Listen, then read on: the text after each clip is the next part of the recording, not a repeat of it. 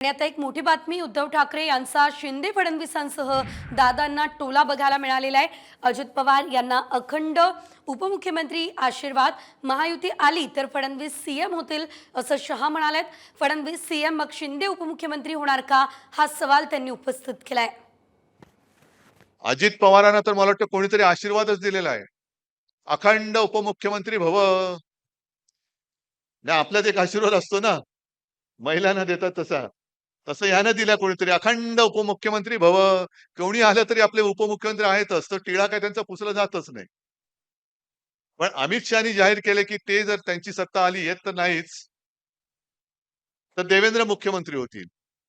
मग दाढीवाल्यांना विचारायचं की जसं देवेंद्र तुझ्या बरोबर उपमुख्यमंत्री म्हणून काम केलं, तसं दाढीवाल्या तू होशील का रे उपमुख्यमंत्री? पेलेल का तुला? पण होऊच शकत नाहीये। आणि आता एक मोठी बातमी उद्धव ठाकरे यांचा शिंदे फडणवीसांसह दादांना टोला बघायला मिळालेला आहे।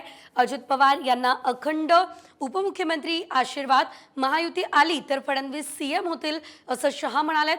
फडणवीस सीएम मग शिंदे उपमुख्यमंत्री होणार का, हा सवाल त्यांनी उपस्थित केलाय। अजित पवारांना तर मला वाटतं कोणीतरी आशीर्वादच दिलेला आहे। अखंड उपमुख्यमंत्री भव. नाही, आपल्यात एक आशीर्वाद असतो ना, महिलांना देतात तसा, तसं यानं दिला कोणीतरी अखंड उपमुख्यमंत्री भव. कोणी आलं तरी आपले उपमुख्यमंत्री आहेतच, तर टिळा काय त्यांचा पुसला जातच नाही।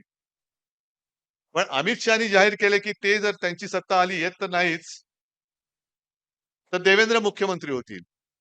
मग दाढीवाल्यांना विचारायचं की जसं देवेंद्र तुझ्या बरोबर उपमुख्यमंत्री म्हणून काम केलं, तसं दाढीवाल्या तू होशील का रे उपमुख्यमंत्री? पेलेल का तुला? पण होऊच शकत नाहीये।